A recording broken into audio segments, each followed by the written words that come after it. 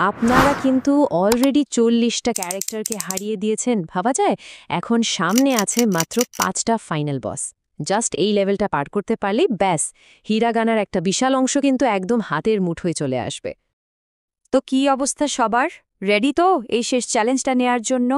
যদি হিম্মত থাকে তাইলে চলেন, আজকে এই রা কলমকে আমরা এক্কেবারে হারিয়েই ছাড়ব। ওকে বস, ফাইটের আগে তো একটা কুইক ট্রেনিং সেশন মাস্ট, তাই না? চলেন, এদের প্রত্যেকটা অ্যাটাক আর ডিফেন্স মুভ আমরা একটু শিখে নিই, যাতে লড়াইয়ের সময় এক বিন্দুয়ে চান্স না থাকে ওদের জেতার। তো আমাদের প্রথম চ্যালেঞ্জার, এটা হচ্ছে রা। দেখতে অনেকটা ইংরেজি 5-এর মতো, তাই না? কিন্তু লেখার স্টাইলটা কিন্তু একদমই আলাদা আর অনেক বেশি স্টাইলিশ। এটা লেখা কিন্তু খুবই সোজা। দেখেন, প্রথম স্ট্রোকটা হচ্ছে ওপরে জাস্ট একটা ছোট টিকের মতো, আর দ্বিতীয় স্ট্রোকে কলমটা না তুলেই নিচ দিয়ে এক টানে ঘুরিয়ে নিয়ে আসতে হবে। ব্যাস, হয়ে গেল আমাদের রা। ওকে, নেক্সট চ্যালেঞ্জার স্টেজে আসছে রি। রি এটার আবার দুটো আলাদা স্ট্রোক আছে, কিন্তু আরে ভয় পাওয়ার কিচ্ছু নেই, এটাও খুবই সহজ।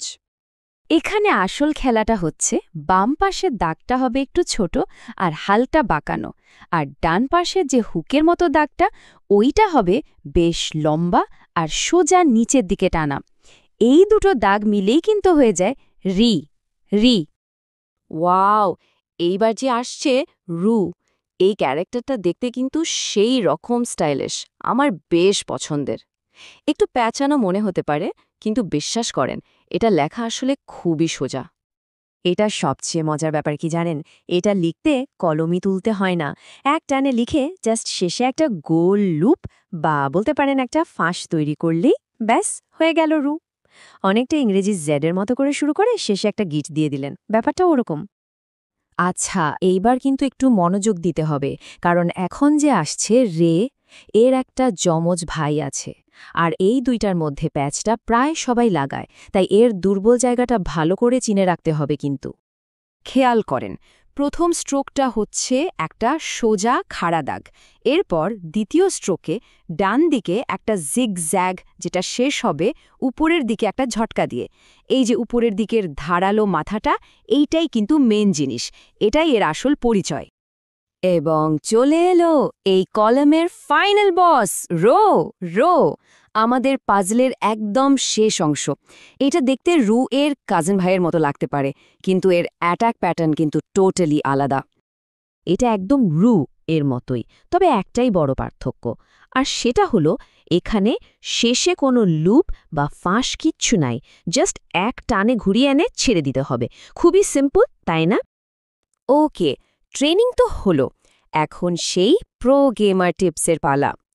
রা কলামের সবচেয়ে বড় দুর্বলতা কোনটা জানেন? সেটা হলো রে আর না কলামের নে এর মধ্যে কনফিউশন। এই ট্রিকি ফাঁদে কিন্তু একদমই পা দেয়া যাবে না। এই স্লাইডটা দেখেন কি দারুণভাবে পার্থক্যটা দেখাচ্ছে। খেয়াল করেন, রে শেষ হচ্ছে ওপরের দিকে একটা শার্প কিক দিয়ে, একটা তীরের ফলার মতো, আর অন্যদিকে নে শেষ হচ্ছে ডান দিকে একটা সুন্দর গোল লুপ দিয়ে। এই লুপটা আছে কি নাই, এটাই হলো এদের মধ্যে সবচেয়ে বড় পার্থক্য। তো ট্রেনিং শেষ, এখন সময় ফাইনাল শোডাউনের। রেডি সবাই? স্ক্রিনে একটা করে ক্যারেক্টার আসবে, আর সাথে সাথে জোরে উচ্চারণ করতে হবে, পারলে খাতায় লিখেও ফেলতে পারেন। তো রেডি তো? চলেন শুরু করা যাক। প্রথমটা স্ক্রিনে 3, 2, 1। এইটা কি? একদম ঠিক, এইটা হলো রা। আর এই স্টাইলিশ ক্যারেক্টারটা? একটু ভাবার জন্য টাইম দিলাম। ইয়েস, এইটা রু। এটা একটু ট্রিকি, মনে আছে শেষে ঝটকা দেওয়া? হ্যাঁ, এইটা রে। পারফেক্ট। যেটার দুইটা পার্ট, একটা ছোট একটা লম্বা। কি হবে? চমৎকার, এইটা রি। আর সবার শেষে লুপ ছাড়া যেটা লাস্ট চান্স, অসাধারণ, এইটা হলো রো। এবং এভাবে রা কলমকে পুরোপুরি হারিয়ে দেওয়া হলো।